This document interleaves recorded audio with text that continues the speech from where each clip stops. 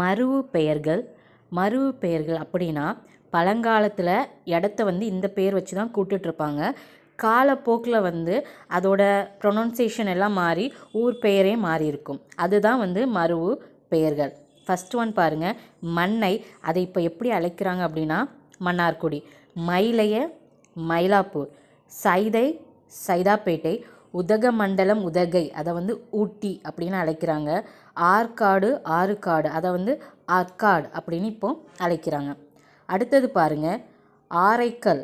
அதை இப்போ கரண்ட்டாக வந்து நாமக்கல் அப்படின்னு அழைக்கிறாங்க. கருவூர் வஞ்சி, அதை வந்து கரூர் அப்படின்னு அழைக்கிறாங்க. அடுத்தது பாருங்கள், குன்னூர்.